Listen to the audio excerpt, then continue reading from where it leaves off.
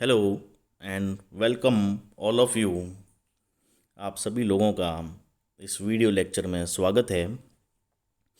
मैं Amit Purohit, lecturer civil, government polytechnic college, technical education department, Rajasthan, Jodhpur, आपका इस वीडियो लेक्चर में स्वागत करता हूँ।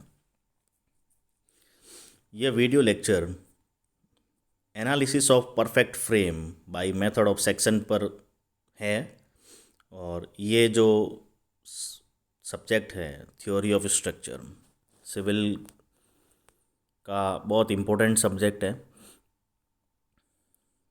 थर्ड ईयर डिप्लोमा के ये CE 301 सब्जेक्ट कोड का सब्जेक्ट है। इसके पिछले वीडियो में हमने मेथड ऑफ जॉइंट के बारे में अध्ययन किया था और पिन जॉइंटेड फ्रेम का एनालिसिस हम लोग पढ़ रहे हैं। ये वीडियो जो है मैंने इसमें हिंदी में भी इसमें आपके लिए मटेरियल डाला हुआ है और इसके टॉपिक चैप्टर 1 फ्रेम्स, जो कि BTR जोधपुर का जो सिलेबस है उसके अकॉर्डिंग है। ये चैप्टर 1 है फ्रेम्स और उसका ये सब टॉपिक है 1.2.2। ये है analysis of frame by method of section, उस पर है। इस वीडियो लेक्चर का हम लोग क्या कवर करेंगे, इसमें कंटेंट क्या है। Method of section for calculation of forces in pin jointed perfect frame both in Hindi in English, यानी कि मेथड ऑफ सेक्शन के द्वारा परफेक्ट फ्रेम्स के विभिन्न मेंबर्स में फोर्स की कैलकुलेशन करना, और इसको और अच्छे से एक्सप्लेन करने के लिए हमने एक एग्जाम्पल लिया है जिसमें न्यूमेरिकल नहीं है, मतलब हमने एनालिटिकल एग्जाम्पल लिया है। और लास्ट में जो है बुक्स और रेफरेंस के नाम दिए हुए हैं हिंदी और इंग्लिश दोनों मीडियम के लिए। तो स्टूडेंट्स, ये बहुत इम्पोर्टेंट टॉपिक है एनालिसिस ऑफ फ्रेम, और केवल डिप्लोमा ही नहीं, ये इंजीनियरिंग में बीटेक कोर्स में भी ये पढ़ना आवश्यक होता है। और अगर आप कोई भी जॉब के लिए कंपटीशन एग्ज़ाम देंगे तो ये मेथड अगर आपने अच्छे से समझ लिया है आज, तो आपको कहीं दिक्कत नहीं आएगी। तो इसलिए इस वीडियो को बड़े ध्यान से सुने। सबसे पहले जो है मेथड ऑफ सेक्शन में क्या है, इसके अंदर जो है इसको मेथड ऑफ मोमेंट्स भी कहते हैं, क्योंकि इसमें बेसिकली जो है हम लोग मोमेंट्स लेंगे, तो इसलिए इसको मेथड ऑफ मोमेंट्स भी कहते हैं।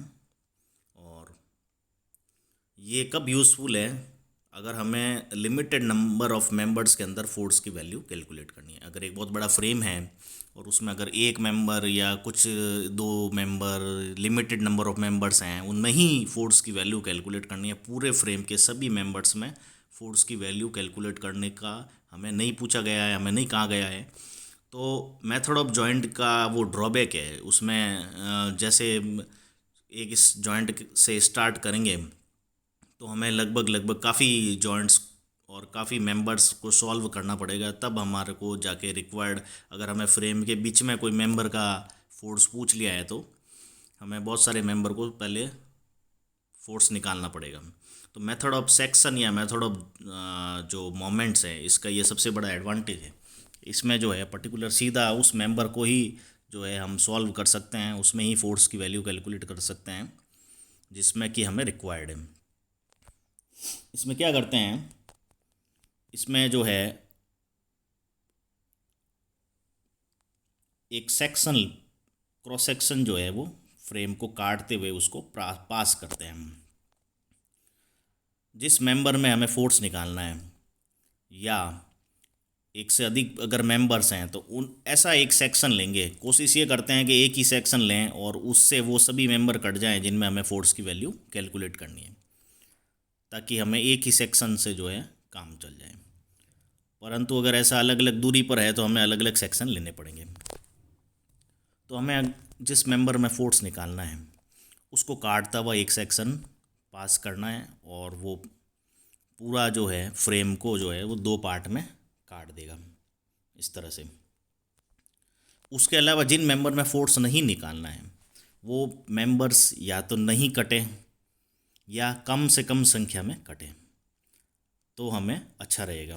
दूसरा, अगर अननोन फोर्स हैं, अननोन ऐसे मेंबर्स जिनमें फोर्स की वैल्यू पता नहीं है, तो वो टोटल जो मेंबर हैं वो तीन से ज़्यादा नहीं कटने चाहिए। ऐसा सेक्शन चूज़ करना है कि हमें तीन से ज़्यादा मेंबर, ऐसे मेंबर कटें, तीन से ज़्यादा ऐसे मेंबर नहीं कटें जिनमें फोर्स की वैल्यू पता नहीं है। अगर ऐसा पॉसिबल नहीं है कि हमें जिस मेंबर में फोर्स निकालना है, और अगर सारे अपन ने तरीके लगा के देख लिए हैं कभी ऐसा कोई भी सेक्शन नहीं मिल रहा है, कभी उस मेंबर के अलावा भी जो है तीन या दो या तीन मेंबर या ज़्यादा उसके मेंबर वो कट रहे हैं जिनमें फोर्स की वैल्यू पता नहीं है, तो फिर उसके लिए हमें पहले उसके कोई और सेक्शन लेके उन मेंबर्स में भी फोर्स निकालना पड़ेगा, फिर अगले स्टेप पे वहाँ जाएंगे। हालांकि ऐसा होता नहीं है, नॉर्मली जो है आपको ऐसा सेक्शन मिल जाएगा जिनमें जिस मेंबर में फोर्स निकालना है वो कटे, और उसके अलावा अननोन फोर्स वाले मेंबर जो है वो टोटल तीन से ज़्यादा नहीं कटने चाहिए। ऐसा सेक्शन चूज़ करेंगे, ऐसा सेक्शन लेंगे, ऐसा एक क्रॉस सेक्शन लेंगे और उससे फ्रेम को दो पार्ट में काट देंगे। उसके बाद में फ्रेम के दोनों पार्ट का दोनों पार्ट, चूँकि पूरा फ्रेम जो है वो इक्विलिब्रियम में है, तो उसके दोनों पार्ट जो का कटे हुए दोनों पार्ट है, पार्ट वन और पार्ट टू, वो भी इक्विलिब्रियम में रहेंगे। तो किसी भी एक पार्ट को लेके फिर हम साम्य अवस्था की शर्तें जो इक्वेशन ऑफ इक्विलिब्रियम है वो उस पर अप्लाई कर देंगे। 2D स्ट्रक्चर के लिए हमारे पास में साम्य अवस्था की तीन शर्तें होती हैं, sigma H equal to zero, sigma V equal to zero और sigma M equal to zero. या हम चाहें तो sigma M equal to zero को भी तीन बार काम ले सकते हैं, यानी कि हमें इक्वेशन तीन पता है तो तीन बार हम जो है sigma M equal to zero अलग अलग बिंदुओं पे उन सभी फोर्सेज का जो है वो एल्जेब्रिक सम, बीजीय योग जो है वो शून्य होना चाहिए, उसको भी हम तीन बार अप्लाई कर सकते हैं। बस तीन से ज़्यादा अप्लाई नहीं कर सकते, क्योंकि हमारे पास में समझता कि तीन शर्तें ही होती हैं। आप लोग जो है इसको हिंदी में भी पढ़ सकते हैं, ये चीज़ जो मैंने एक्सप्लेन की है वो हिंदी में यहाँ पर है आपके लिए। तो ये मेथड का ये बेसिक चीज़ है। इसके बाद में मेथड को अच्छे से समझने के लिए हम लोग एक एग्जांपल देखते हैं। To illustrate the method let it is required to find the forces in member B C F C and F G of the given pin jointed frame. मतलब क्या है, हमारे को एक फ्रेम गिवन है और ये देखिए आप, ए फिगर ए के अंदर जो है वो पूरा फ्रेम गिवन है। ये सिंपली सपोर्टेड फ्रेम है, इसके अंदर जो है लेफ़्ट सपोर्ट ए पर सिम हिंज सपोर्ट है, ई पर रोलर सपोर्ट है। तो ये बेसिक स्टैटिकली डिटरमेंट है एक्सटर्नली, क्योंकि सिंपली सपोर्टेड है। और इसमें जो नंबर ऑफ मेंबर्स है, नंबर ऑफ जॉइंट 7 है और नंबर ऑफ मेंबर 11 है। तो अगर आप इसको चेक करेंगे 2j-3, तो 2 × 7 14 -3 यानी 11। तो नंबर ऑफ़ मेंबर 11 हैं और number of member perfect frame बनने के लिए रिक्वायर्ड है वो भी 11 है। इसका मतलब ये एक परफेक्ट फ्रेम है और स्टैटिकली डिटरमिनेंट है। तो इसका मतलब जो है ये हमारे इस मेथड से सॉल्व किया जा सकता है। अब हमें क्वेश्चन में क्या पूछा है, बी सी एफ सी और एफ जी के अंदर फोर्स की वैल्यू कैलकुलेट करें। बी सी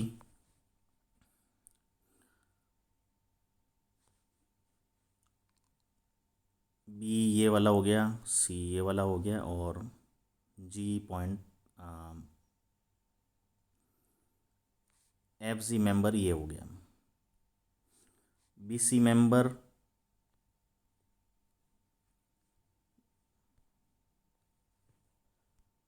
BC मेंबर हो गया ये वाला, फिर B, फिर FC मेंबर हो गया ये वाला, और FG मेंबर हो गया ये वाला। ठीक है, तो हमें इन मेंबर्स में फोर्स निकालना है।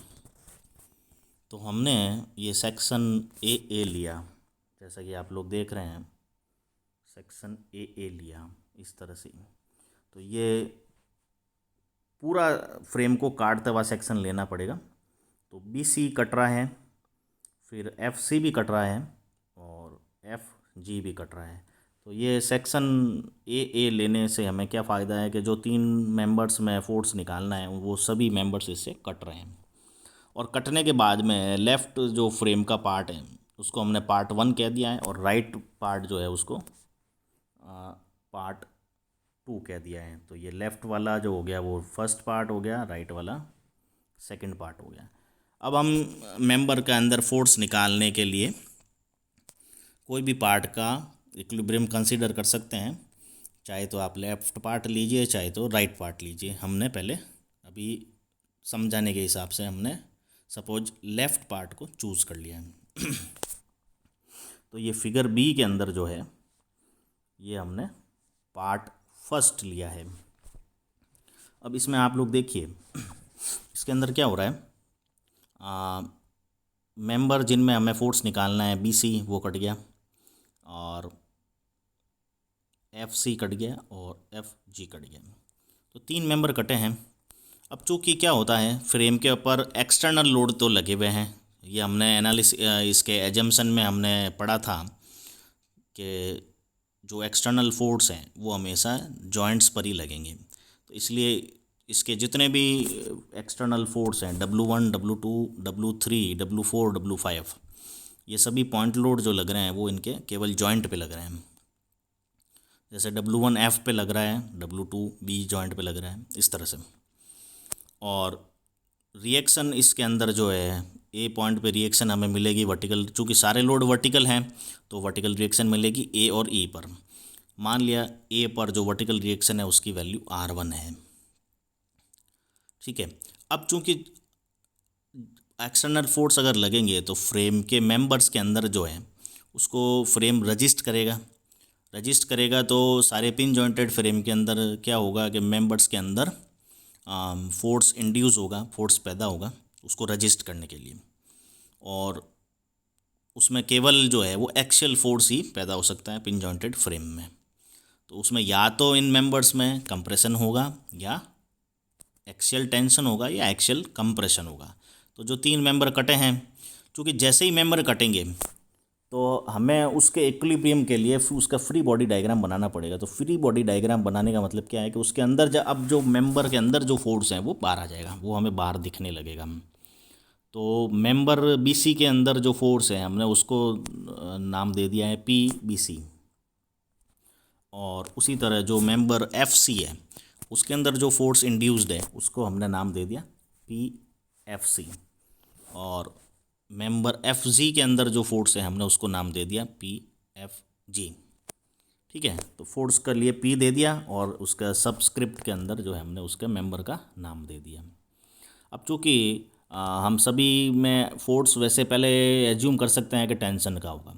अब हमें ये देखना होगा, जैसे कि मेथड ऑफ जॉइंट के अंदर हमें पता है कि जो फोर्स जॉइंट को अगर पुल कर रहा है, खींच रहा है, तो इसका मतलब वो फोर्स टेंशन का है। और अगर कोई फोर्स किसी मेंबर में कोई फोर्स है, किसी मेंबर में फोर्स जो है वो जॉइंट को दबा रहा है, पुश कर रहा है, तो वो उसका मतलब वो उसमें कंप्रेशन है।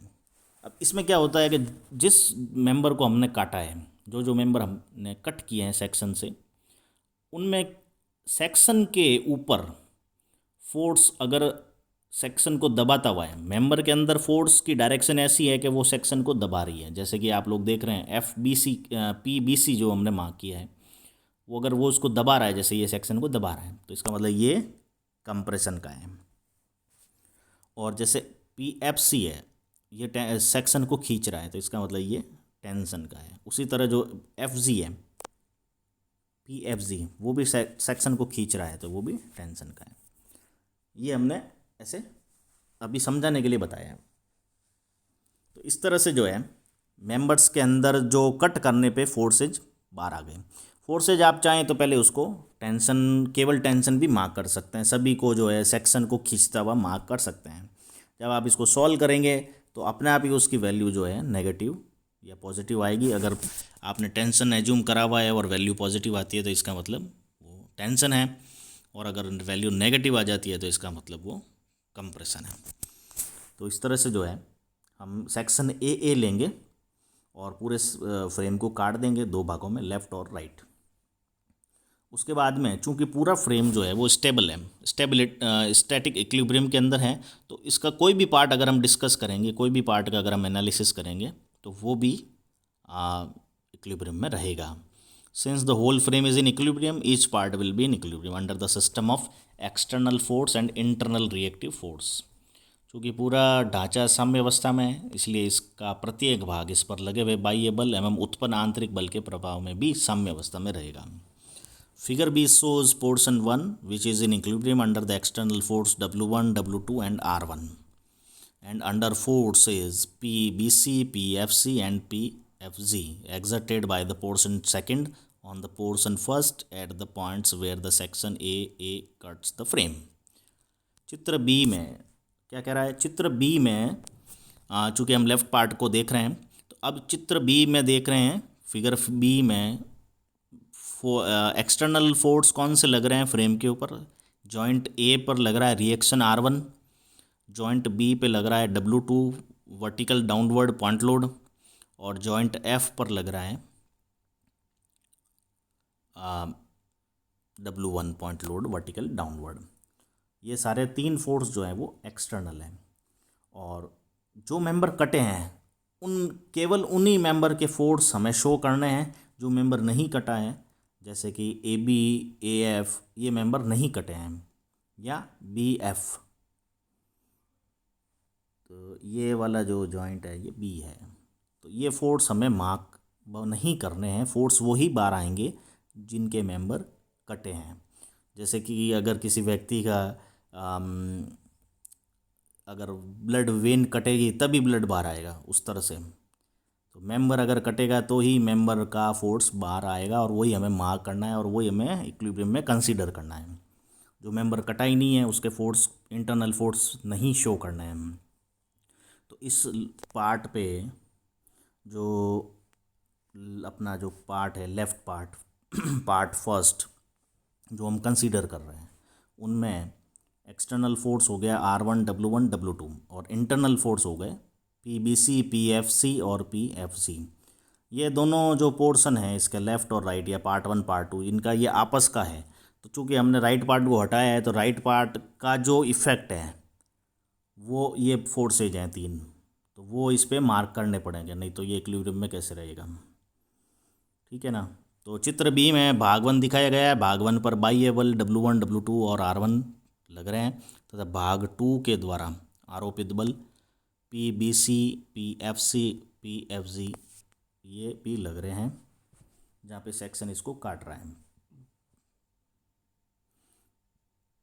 The following equation of static equilibrium are available.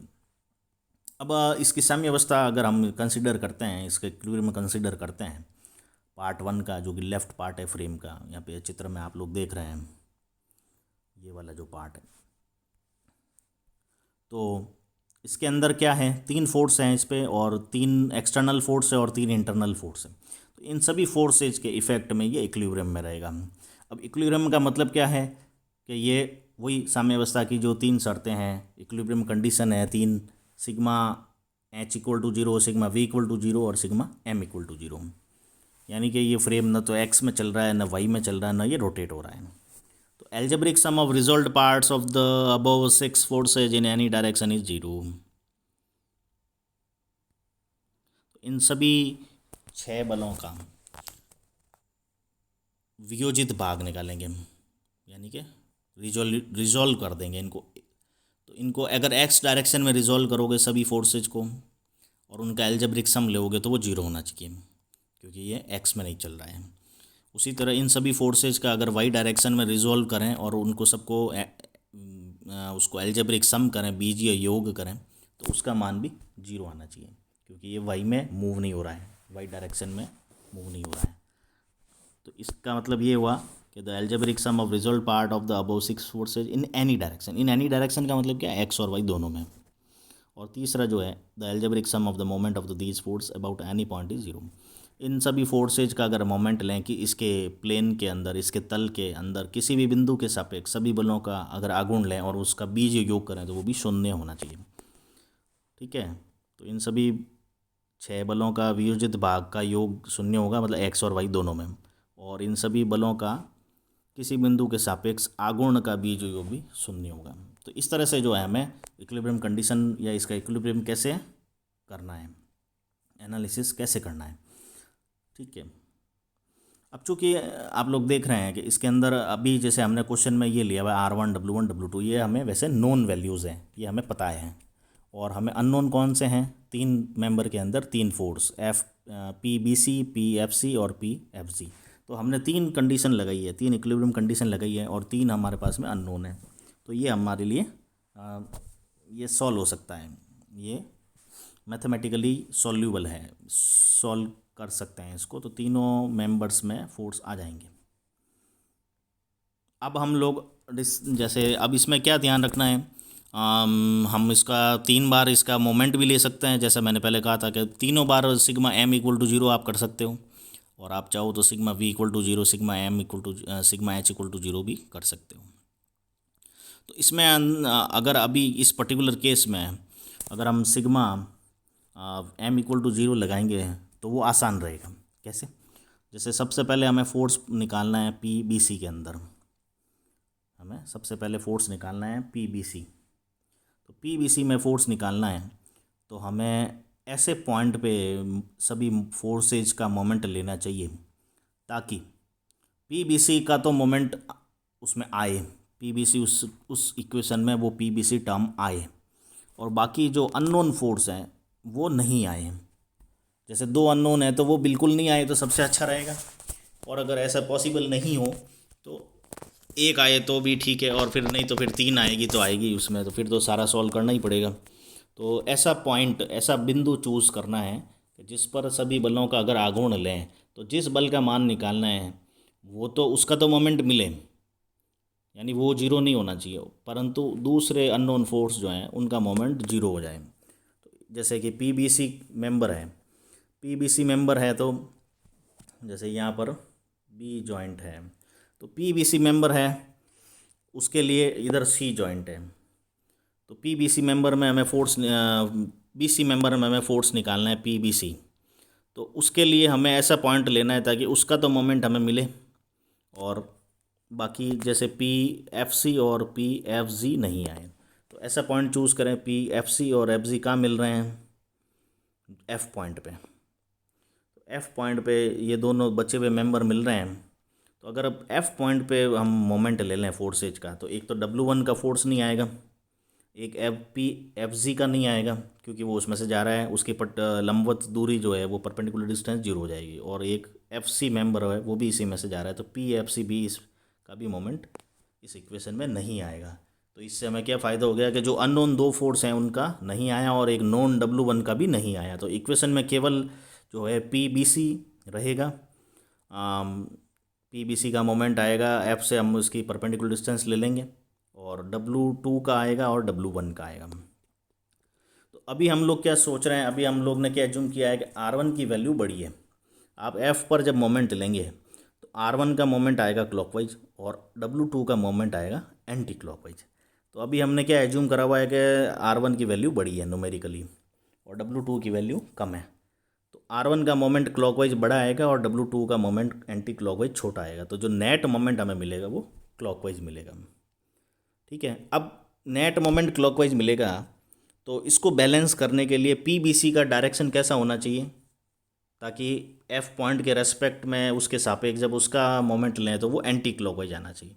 तो जैसे हमने चित्र में मार्क किया है, PBC का डायरेक्शन ऐसा होना चाहिए ताकि इसका जो F पर मोमेंट लेंगे तो वो एंटी क्लॉकवाइज देगा। तो इस कारण से हमने PBC का डायरेक्शन ऐसे मार्क किया है, और अब चूंकि ये ऐसा है तो ये सेक्शन को दबाते हुए है, तो इसका मतलब PBC की जो नेचर है फोर्स की वो कॉम्प्रेसिव है। तो इसके लिए हम फिर मोमेंट इक्वेशन लिख लेंगे। R1 इंटू ये परपेंडिकुलर डिस्टेंस W2 और उसकी परपेंडिकुलर डिस्टेंस, और फिर PBC और मल्टीप्लाई उसकी परपेंडिकुलर डिस्टेंस। इसको जब इक्वेट करेंगे तो PBC वैल्यू हमें मिल जाएगी। Hence the value of PBC can be found by moment equation. The net moment for the two forces R1 and W2 about the point F will be in anti-clockwise direction. Hence the direction of PBC should be as one shown in figure. ठीक है, तो ये हमें PBC का direction ऐसा मिलेगा ताकि वो एंटी क्लॉकवाइज दे, और वो ऐसा हो रहा है जो कि सेक्शन को दबा रहा है, ए सेक्शन को दबा रहा है, तो PBC की नेचर जो है वो कॉम्प्रेसिव होगी और मैग्नीट्यूड भी हमें कैलकुलेट हो जाएगा। उसके बाद में ये चीज़ यहाँ पे यही लिखी हुई है, PBC हमें मिल गया। उसके बाद में हमें PFC निकालना है। दूसरा मेंबर लिया हमने PFC का मतलब यहाँ पर F जॉइंट है और इधर जो है ये C जॉइंट है जो आगे कट के अलग हो गया है। तो PFC जो है, FC मेंबर के अंदर हमने फोर्स को एज्यूम कर लिया है PFC, और अब हमें PFC की वैल्यू कैलकुलेट करनी है। तो उसके लिए अब हमें ऐसा बिंदु चूज़ करना है ताकि PFC का मोमेंट तो आए और बाकी दो का नहीं आए। FG का तो बिल्कुल नहीं आए और BC का भी हो सके तो नहीं आए। ज़्यादा से ज़्यादा फोर्सेज का मोमेंट नहीं लेना पड़े तो हमें कैलकुलेशन में आसानी रहेगी। तो इसके लिए फिर हम लोग क्या करेंगे, इसके लिए हमें ऐसा पॉइंट चूज़ करना है जैसे जहाँ से दो ये अननोन फोर्स या मैक्सिमम नंबर ऑफ़ फोर्स वहाँ से जा रहे हों। तो अगर हम ए पॉइंट चूज़ करते हैं जॉइंट ए, तो वहाँ पर PFG की क्रिया रेखा या जो लाइन ऑफ एक्शन है वो उसमें से जा रही है, और PBC की भी क्रिया रेखा उसमें से जा रही है, लाइन ऑफ एक्शन, और R1 तो जा ही रहा है। तो इन तीन का हमें मोमेंट लेने की ज़रूरत नहीं पड़ेगी। तो अगर हम बिंदु ए पर सभी बलों का आघूर्ण लेंगे तो हमारे को जो इक्वेशन के अंदर जो है केवल क्या आएगा, एक तो W1 का आएगा, एक W2 का आएगा और तीसरा FC का आएगा। तो PFC मतलब FC फोर्स, PFC जो है फोर्स, उसका मोमेंट क्या हो जाएगा, ए से उस पर लंब डालना पड़ेगा, परपेंडिकुलर डिस्टेंस मेजरमेंट करनी पड़ेगी। ये ट्रिग्नोमेट्री का यूज़ करते हुए हम करेंगे। और W1 का क्लॉकवाइज मिलेगा, W2 का क्लॉकवाइज मिलेगा, क्योंकि दोनों ही नीचे इस तरह से आ रहा है और ए पॉइंट राइट लेफ्ट में है, तो दोनों का क्लॉकवाइज मोमेंट आ रहा है। तो अब PFC का डायरेक्शन ऐसा होना चाहिए ताकि एंटी क्लॉकवाइज मोमेंट मिले ए पर जब मोमेंट लें PFC का। तो अब देखिए इस तरह से ये सेक्शन के अंदर जो फिगर के अंदर जैसे मार्क किया हुआ है, इस तरह से सेक्शन को खींचता हुआ, तभी ऐसा पॉसिबल है कि ए के रेस्पेक्ट में जब हम PFC का मोमेंट लेंगे तो वो वापस एंटी क्लॉकवाइज देगा। चूँकि W1 और W2 दोनों का जो फोर्स है वो क्लॉकवाइज मिल रहा है, तो इसको बैलेंस करने के लिए हमें PFC की डायरेक्शन ऐसे मार्क करनी पड़ेगी ताकि एंटी क्लॉकवाइज मोमेंट मिले। और इस तरह से मार्क करने पर PFC जो है अब वो सेक्शन को खींचता हुआ है, पुल कर रहा है, सेक्शन को खींच रहा है। तो PFC जो है वो उसकी नेचर जो है वो टेंसाइल हो जाएगी, तनाव हो जाएगा। ये यहाँ पर वही लिखा हुआ है। तो since the direction of PFC is away from the section, member FC will carry tensile force. फिर लास्ट में तीसरा मेंबर लेते हैं। तीसरा मेंबर है हमारे पास में FG। यहाँ पर जो है वो G पॉइंट है। तो FG मेंबर जो है वो नीचे वाला बॉटम कॉर्ड मेंबर है, और इसके अंदर हमने फोर्स को मार्क कर लिया है PFG। अब PFG कैलकुलेट करना है तो हमें वापस एक या तो ऐसा बिंदु चूज़ करें यहाँ से जो है कम से कम फोर्स जाएं, मतलब मैक्सिमम फोर्स उसी में से जा रहे हों और PFG उसमें से नहीं जा रहा हो। तो इसके लिए जो है हम ये पूरा वाला फ्रेम का फिगर देखते हैं नीचे वाला, और इसके अंदर जो है वो C पॉइंट जो है, उस जो ये C पॉइंट है वहाँ जाके अगर मोमेंट लें, C पॉइंट के रेस्पेक्ट में अगर मोमेंट लें तो क्या होगा, PBC की क्रिया रेखा या लाइन ऑफ एक्शन उसमें से जा रही है और PFC भी उसमें से जा रहा है, PFC की भी क्रिया रेखा उसमें से जा रही है। तो C हम अच्छा ऐसा है कि भाई किसी भी बिंदु के सापेक्ष मोमेंट लिया जा सकता है। ऐसा नहीं है कि फ्रेम का राइट पार्ट कट के अलग हो गया है तो उसके पॉइंट सी पे मोमेंट नहीं ले सकते, वहाँ पे मोमेंट ले सकते हैं क्योंकि वो उसके प्लेन में ही है। कोई भी बिंदु के सापेक्ष मोमेंट ले सकते हैं। इवन जैसे मैंने यहाँ एक पॉइंट लगा दिया है, पॉइंट एस, पॉइंट एस नाम दे दो इसको, तो वहाँ पर भी जो है मोमेंट लिया जा सकता है। तो ऐसा नहीं है कि कहीं मोमेंट नहीं ले सकते। तो हमने बिंदु सी को चूज़ कर लिया है और उस पर हम जो है मोमेंट लेंगे। बस हमें करना क्या होगा कि इन सभी फोर्सेज का जिनका मोमेंट आ रहा है, मोमेंट लेना पड़ रहा है, वहाँ पे उस बिंदु से उनकी परपेंडिकुलर डिस्टेंस की ज़रूरत पड़ेगी।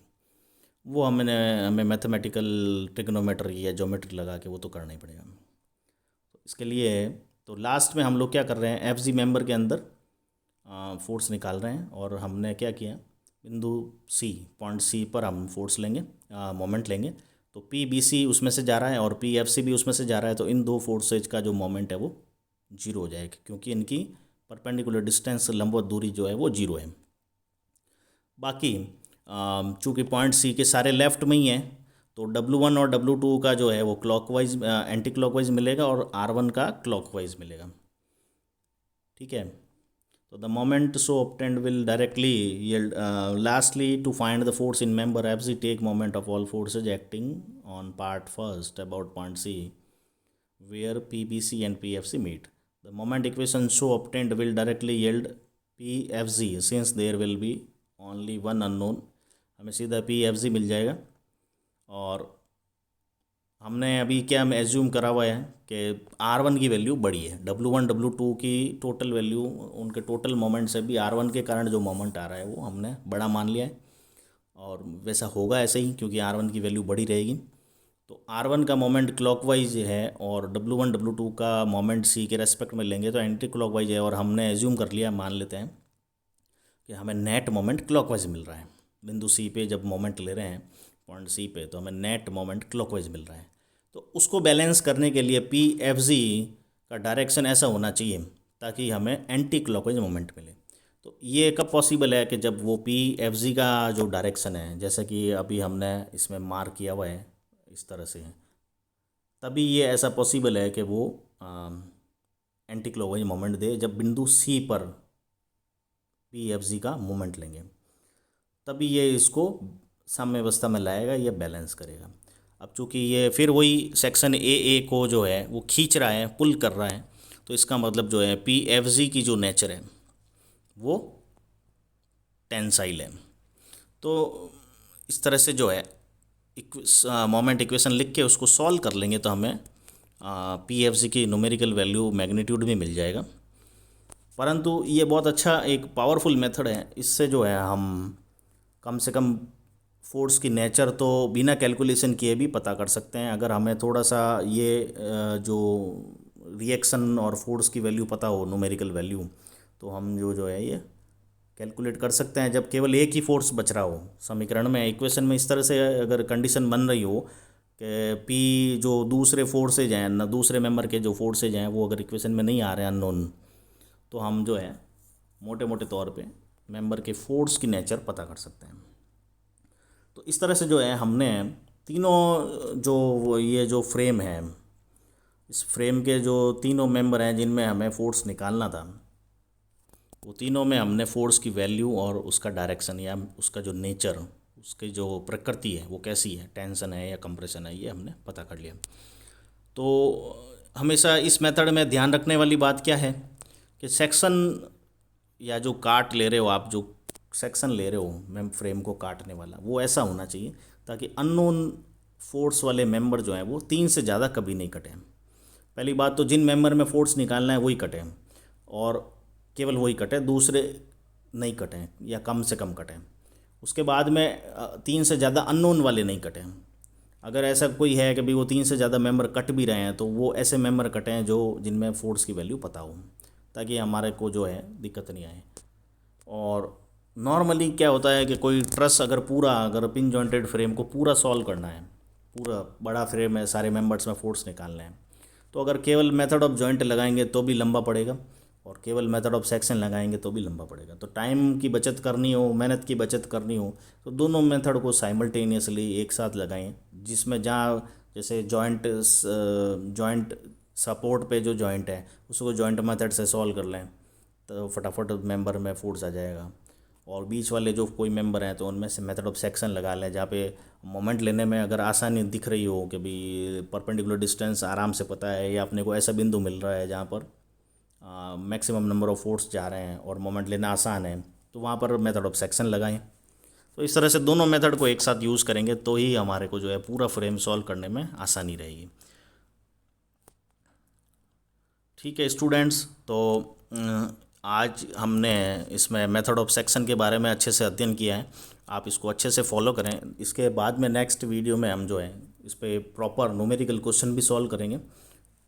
ये जो बुक्स के नाम हैं, और हिंदी में भी बुक के नाम हैं, नीलकंठ पब्लिकेशन है, या यूनिक बुक्स की जो है उपाध्याय द्वारा हिंदी में बुक है। वैसे हालांकि ये जो थ्योरी ऑफ स्ट्रक्चर जो सब्जेक्ट है वो न्यूमेरिकल सब्जेक्ट है, इसमें मीडियम का ऐसा कोई फ़र्क पड़ता नहीं है, परंतु फिर भी जो हिंदी मीडियम के बच्चों को थोड़ा सा साइकोलॉजिकली लगता है कि हमने हिंदी में पढ़ लिया तो अच्छे से समझ में आया, तो इसलिए जो है मैंने इसको हिंदी में भी कोशिश करी है। तो आप लोग इसको वीडियोस को